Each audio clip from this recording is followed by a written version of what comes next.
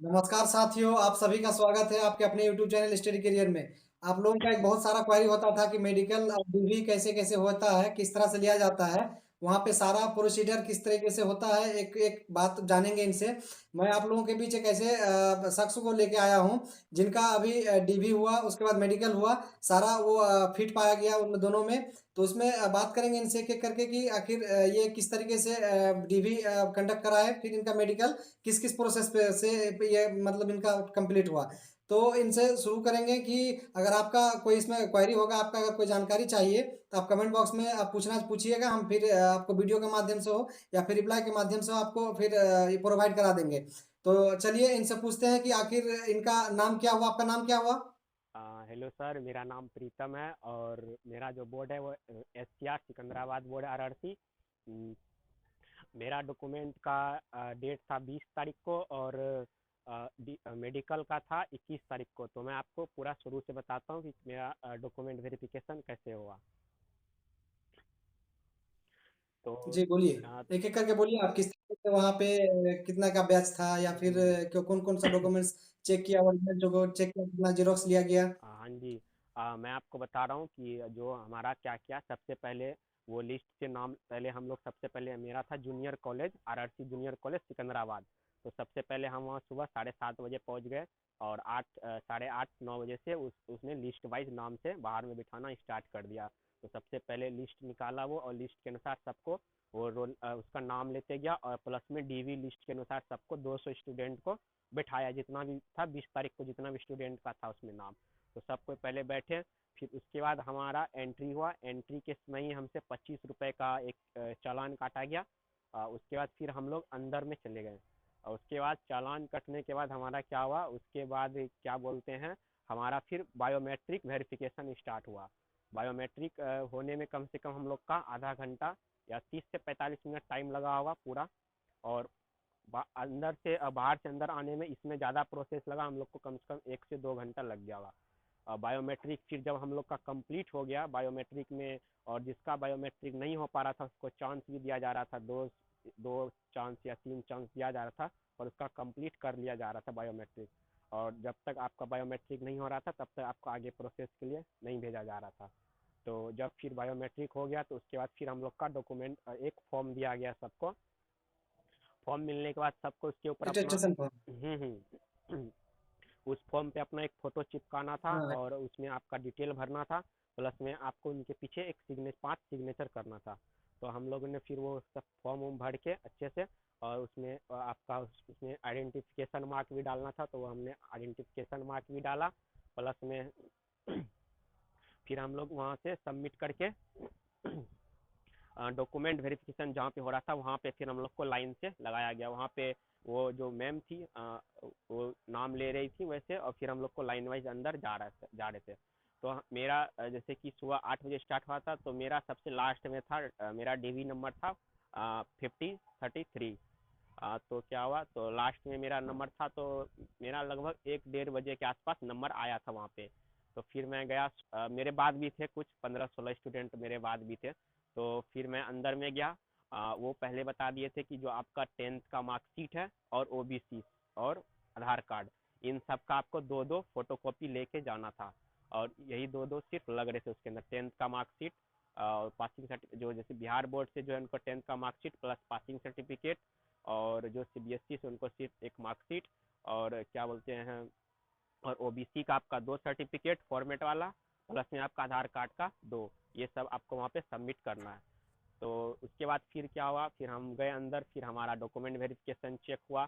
वही वही जो जो ओरिजिनल दिखाना था उनको उन्होंने ओरिजिनल चेक किया। फिर उन्होंने मेरा जो जैसे कि मेरा आइडेंटिफिकेशन मार्क था, मोल डाले थे, तो वो फिर चेक किया हमारा। फिर उसके बाद नाम पूछे, फादर्स नेम मदर्स नेम, ये सब जो बेसिक डिटेल है 10th के अनुसार, वो सब सारा मिला है, फिर चेक किए। नाम एक-एक करके नाम स्पेलिंग मिल रहा होगा, वो एक-एक करके जो अधिकारी थे, जो चेक कर रहे थे, वो नाम का जो स्पेलिंग होता है, सारा मैच कराए होंगे वो लोग। हाँ हाँ, ये सब पहले जब हमारा जब फाइल बन रहा था ये उस समय चेक हुआ। फिर जब उसके बाद फिर ये सब चेक होने के बाद हमें एक बार और वेरिफिकेशन के लिए, फाइनल वेरिफिकेशन के लिए वो RRC के ऑफिसर के पास भेजा गया। तो उनके पास यही वाला फाइल पहले गया उसके पास। फिर वो उस फाइल के अनुसार वो फिर हमारे द्वारा एक मतलब ब्रीफ में चेक कर लिए कुछ ही मिनट में, 2 से 3 मिनट के अंदर। फिर इस तरह हमारा डॉक्यूमेंट वेरिफिकेशन कंप्लीट हो गया। और उसमें जिसका भी कुछ डॉक्यूमेंट वेरिफिकेशन में दिक्कत हो रहा था उसको टाइम दिया जा रहा था 10 से 15 दिन के लिए।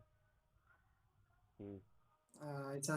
तो अभी जो डीवी स्थल पे जो थे तो बहुत सारे आपके साथी होंगे उस टाइम, 15 के संख्या में हो या 20 की संख्या में हो। तो उनको ऐसा आपको दिखा होगा, जैसे बहुत सारे लोगों का क्वेरी होता था कि उसमें ईबीसी सर्टिफिकेट होता है, माइनॉरिटी सर्टिफिकेट होता है, बहुत सारे ऐसे सर्टिफिकेट या ओबीसी सर्टिफिकेट है, फॉर्मेट में कोई लेके नहीं गए होंगे। तो उस तरह का किसी को देखते होंगे कि किसको बाहर कर दिया गया हो डीवी से, या फिर उनको पेंडिंग लिस्ट में डाल के फिर से घर भेज दिया गया होगा कि आप गांव से फिर से इसको बना के ले आइए। इस तरह का केस आपके सामने देखे हैं आप? नहीं नहीं, सारे ऑफिसर जो थे वो बहुत ही ज़्यादा हेल्पफुल थे, वो सभी का हेल्प कर रहे थे। डीवी से बहुत ही रेयर स्टूडेंट ही डीवी से जिसको कि बाहर कर रहा हुआ, कोई भी स्टूडेंट बाहर नहीं हो पा रहा था, सभी लगभग लगभग पास हो जा रहे थे।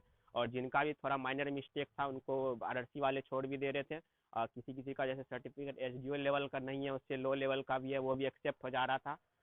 और मान लीजिए जिसका पूरा ही गलत है, ईबीसी सर्टिफिकेट या ओबीसी लाया ही नहीं है, तो उनको कुछ दिन का टाइम भी दे रहा था। इसी तरह सभी का डीवी लगभग हम लोग में 200 स्टूडेंट में 4-5 स्टूडेंट अब्सेंट रहे होंगे, और 4-5 स्टूडेंट का जो कि इस तरह का प्रॉब्लम था, तो वो भी उनको भी टाइम दे के सबका डीवी कंप्लीट हो कर लिया गया। लगभग 190 बच्चे का डीवी कंप्लीट हो गया तो उस दिन। 190 का मैंने कंप्लीट हाँ वहाँ पे हाँ। डीवी जो सुटेबल होगी। हाँ हाँ। कितने को गांव भेजा गया फिर से फिर से पूछना चाहते हैं कि कितना लोगों को गांव भेजा गया? गांव भेजा गया मतलब कि इन द सेंस ये था कि जैसे कि मान लीजिए आपका सर्टिफिकेट नहीं बना है, तो उसमें फिर वो टाइम दे के वो उसमें बनाने के लिए 10 से 15 दिन दे रहे थे, और बोल रहा था उसको कि बाद में बना के ला लेके आओ। 10 दिन या 15 दिन दे रहा था। 4 से 5 स्टूडेंट रहा होगा वैसा। चार, या मेरे सामने तो एक ही यानी स्टूडेंट था। 4 स्टूडेंट, हम्म। ऐसा मतलब आपके साथ में एक ही स्टूडेंट था, लेकिन कुल मिला के 4 या 5 स्टूडेंट हाँ को गांव हाँ भेजा हाँ। गया फिर से डॉक्यूमेंट्स लाने। उस तरह थे जो कि बोला गया कि आपको तो टाइम ये दिया जाता है। हम्म। तो वो फिर आपका जैसे मेडिकल सॉरी डीवी जैसे कंप्लीट हो गया, उसके बाद मेडिकल के लिए क्या प्रोसीजर वहाँ फिर क्या गया? जैसे कि हमारा डीवी कंप्लीट हुआ शाम को, और जिसका भी जैसे कि विजयवाड़ा या गुंटूर जिसका भी था मेडिकल, उसको 12 बजे से पहले उसका डीवी कंप्लीट करा लिया गया। पर हम लोग का जो मेडिकल था वो सिकंदराबाद में ही होना था, काचीगुड़ा में। तो इसलिए हम लोग का डीवी जो है शाम तक चला था। शाम को हुआ था हम लोग का डीवी कंप्लीट। तो उसके बाद वो क्या किया, एक लिस्ट निकालते हैं और डीवी के लिए, मेडिकल के लिए, उसमें आपको वो लिस्ट में नाम लेते हैं कि ये स्टूडेंट का डीवी कंप्लीट हो गया है, इनको अपने मेडिकल जहाँ पे है वहाँ पे जाना है कल सुबह मॉर्निंग में 7:30 बजे। तो फिर उसके बाद हम लोग का फिर नाम लिया गया। तो उसके बाद फिर बोले क्या 7:30 बजे आपको काचीगुड़ा जाना है, जीन्स वगैरह नहीं पहनना है, लोअर पहन के जाना है और टी शर्ट पहन के जाना है, ताकि वहाँ पे अच्छे से आप मेडिकल दे पाएँ। हम्म। तो ऐसा अगर फाइनली बात करें डीवी का, एक लास्ट सवाल पूछे तो डीवी में किसी को फाइनली उसमें ये नहीं किया, बाहर नहीं किया गया कि आपका डीवी में आप अनफिट हो गए, आपका कैंडिडेचर कैंसिल किया जा रहा है, इस तरह का नहीं मामला नहीं आपके नज़र में किसी नहीं का नहीं, है क्या? डीवी में किसी को भी मतलब कि ऐसा नहीं था, कोई भी स्टूडेंट जिसका कि कैंडिडेचर नष्ट कर दे या कोई उसको टाइम ना दे। भले ही उसको टाइम मिल रहा है डीवी में, और बहुत ही रेयर स्टूडेंट है जो कि डीवी में फेल कर रहा है। कोई भी स्टूडेंट फेल नहीं कर रहा है, कोई बड़ा ही गलती किया हो तो उसके लिए भी एफिडेविट वगैरह है, बनवा लेते हैं। और वैसे आधार कार्ड सबका गलती वगैरह, जैसे मेरा आधार कार्ड में गलती था तो उसके लिए एफिडेविट भी था, पर फिर वो सब कुछ भी चेक नहीं, आधार कार्ड सिर्फ बायोमेट्रिक के लिए हुआ था। बाकी आपका जो 10th का मार्कशीट और पासिंग सर्टिफिकेट है वही सबसे मेन है, उसी से मिलाया जाता है सारा चीज़। और हायर एजुकेशन आपने जितना भी डाला हुआ है वो सब चेक नहीं होता है, सिर्फ आपका 10th और ओबीसी चेक होता है डीवी में, बस इतना ही और कुछ नहीं। उसके बाद जैसे आप मेडिकल के लिए मेडिकल हॉस्पिटल गए तो उसमें शुरुआत जब आपका टेस्टिंग बहुत सारा टेस्ट था, तो उस तरह का जो टेस्ट आप जो एक्सटर्नली टेस्ट होता है, तो उसमें शुरुआत कौन कौन सा टेस्ट से हुआ वो बताएंगे, हाँ जैसे तो मैं ईईजी हो, ईसीजी हो, एक्सरे हो, यूरिन हो? हाँ तो मैं आपको शुरू से बताता हूँ कि जो मेरा मेडिकल हुआ था वो 21 तारीख को काचीगुड़ा में हुआ था, जिसमें कि काचीगुड़ा में 50 स्टूडेंट को यहाँ से भेजा गया था, जिसमें कि मैं भी था। तो हम लोग का सबसे पहले वहाँ पे एक रजिस्ट्रेशन हुआ, उसके बाद हम लोग को एक फॉर्म मिला, हम लोग फॉर्म भरे। फॉर्म भरने के बाद सबसे पहले हमारा ब्लड टेस्ट हुआ, ब्लड टेस्ट में वो शुगर टेस्ट था जो कि सर कर रहे थे। उसके बाद फिर हमारी एक मैम थी, मैम फिर हम लोग का नहीं नहीं, ब्लड टेस्ट के बाद फिर हमारा यूरिन टेस्ट हुआ। वहाँ पे मैम कर रही थी। उसके बाद हमारा चेस्ट एक्सरे हुआ। उसके बाद फिर क्या हुआ, ये सब करने में कम से कम 1 से 2 घंटा लगा होगा। उसके बाद फिर हमारा बॉडी टेस्ट हुआ, जो कि मैम चेक कर रही थी। हम लोग से एक्सरसाइज करवाया गया, पुशअप लगवाया गया, पैदल चलाया गया, और हाथ पैर ऐसे करके चेक करवाया गया। ये सारा चीज़ आपका बॉडी पूरा एकदम टी शर्ट उशर्ट पूरा खोल के, मतलब कि सिर्फ आपको लोअर में रहना था, और लोअर ही पैंट ऊपर करके सारा बॉडी चेकअप कर लिया, कहीं कोई कट उट तो नहीं लगा है ना। सारा बॉडी अच्छे से चेकअप करने के बाद उसके बाद हम लोग को आई टेस्ट के लिए भेज दिया गया। आई टेस्ट से पहले पाइल्स टेस्ट और हाइड्रोसिल टेस्ट भी किया गया था, पर हम लोग का पूरा रात हो गया था, तो हम लोग का उसमें अच्छे से टेस्ट नहीं हो पाया था। फिर भी हम लोग को पूरा अच्छे से चेक करके आई आई चेकअप के लिए भेजा गया था लास्ट में। आई चेकअप में मेनली ये था कि आपका डिस्टेंस विज़न, नियर विज़न और कलर ब्लाइंडनेस, ये 3 चीज़ चेक हो रहा था। ये चीज़ है। हाँ। अच्छा, अगर बात करें कि जैसे पाइल्स हो या फिर हाइड्रोसिल का बीमारी जो इंटरनली टेस्ट होता है, हुँ। ये किस तरह से होता है? उसमें कपड़ा को पूरा जैसे अपना होता हाँ है जी। पर्सनल जो आपका कुछ देर के लिए तो आपको अंडरवियर के साथ भी रहना हाँ, पड़ता हाँ है जी, वहाँ। हाँ जी। तो वो जी के लिए उतारा जाता है क्या? ऐसा बात लोगों का क्वेरी है कि इस तरह से भी टेस्ट होता है क्या? हाँ, पाइल्स टेस्ट और हाइड्रोसिल टेस्ट जब भी होता है तो आपको कम से कम 5 से 6 सेकंड या 10 सेकंड के लिए वो कपड़े उतार के वो चेक करते हैं और आपको खांसने के लिए बोलते हैं। उसके बाद ये टेस्ट कंप्लीट हो जाता है। और मेडिकल में सबसे मेन टेस्ट आई टेस्ट होता है, जिसमें कि हम लोग, और आई टेस्ट में क्या होता है कि उसमें बहुत बढ़िया से वो आई टेस्ट करते हैं, इसी में सबसे ज़्यादा टाइम भी लगता है। और क्या बोलते हैं, आई टेस्ट में हम लोग का टोटल 12 स्टूडेंट थे जिसको कि स्पेक्ट्स लगा हुआ था वहाँ पे, पर वो कुछ स्टूडेंट जैसे मैं बता दिया था पर बहुत सारे ने बताया नहीं था, फिर भी वो पकड़ा गए थे उसमें आई टेस्ट में। तो उनको क्या बोले कि आप जाइए चश्मा बना के लाइए, उसके बाद फिर हम आपका आगे का प्रोसेस करेंगे। तो फिर उसको जिनका भी चश्मा लगा हुआ है या स्पेक्ट्स लगा हुआ है उसको एक दिन एक्स्ट्रा लगता है मेडिकल में, क्योंकि उसको उस हॉस्पिटल से फिर लालगुड़ा में भेज के उसका मेडिकल कंप्लीट किया जाता है। तो ऐसा है कि आप पहले से चश्मा लगाते थे क्या? हाँ जी, मैं पहले से चश्मा लगाता था, मेरा माइनस 2 डायोप्टर से कम था, तो मैं चश्मा बना के भी गया था यहाँ से, पर वो चश्मा मेरा पुराना था, तो फिर मैंने ये वाला नया चश्मा बनवाया था वहीं पे। फिर मेरा अगले दिन वहाँ पे मेडिकल कंप्लीट हो गया था।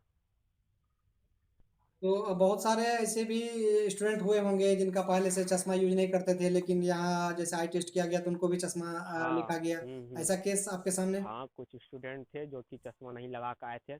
उसको उनका जब आई टेस्ट किया गया तो उनको चश्मा निकला, फिर वो गए दुकान से बाहर से चश्मा बनवा के आया, फिर उनका अगले दिन टेस्ट हुआ, फिर वो पास कर गया।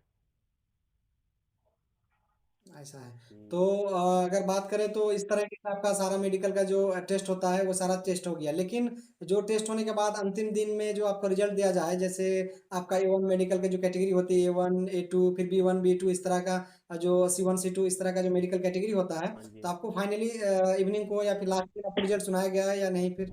हाँ जी, जिसका भी सेकेंड दिन मेडिकल था, जैसे कि काचीगुड़ा में जिसका 50 स्टूडेंट का था मेडिकल, उसमें जितने भी स्टूडेंट को उस दिन पास किया गया उन सबका A2 कैटेगरी था, वो सभी को A2 कैटेगरी से मेडिकल फिट दिया गया। पर जिसका भी स्पेक्स लगा हुआ था उस हॉस्पिटल से थोड़ा सा भी या 0.25 का भी स्पेक्स क्यों ना लगा हो, पर जिसका भी लगा हुआ है उसको वहाँ से A2 फिट नहीं दिया गया। उसको उन सभी स्टूडेंट को लालगुड़ा भेजा गया अगले दिन। फिर अगले दिन वहाँ से चेक करके जिनका एक स्टूडेंट कलर ब्लाइंडनेस था तो उनको C1 दिया गया, और एक स्टूडेंट था उनका 2 डायोप्टर से ज़्यादा था तो उनको B1 दिया गया। फिर बाकी जितना भी स्टूडेंट था जिसमें मैं भी था तो हम लोग को A3 दे के पास किया गया, पर वो हम लोग को बताया नहीं कि आपको हम कौन सा कैटेगरी दिए हैं। पर जैसा था उसके अंदर वो बोल रहे थे कि A3 ही दिया गया है, क्योंकि A2 नहीं दे सकते हैं, क्योंकि A2 अगर देना होता तो वो अगले दिन ही दे के वहाँ से फिट कर दिए होते। हाँ, तो ये फाइनली हालांकि आप जिनको भी ऐसे बहुत सारे स्टूडेंट हैं, बहुत सारे अभ्यर्थी हैं जिनको मेडिकल कैटेगरी मेडिकल तो कंप्लीट कर लिए लेकिन मेडिकल कैटेगरी उनको पता नहीं है, तो वो आरटीआई करके या फिर पीएमओ करके आरटीआई में आपको 10 रुपया पेड करना होता है।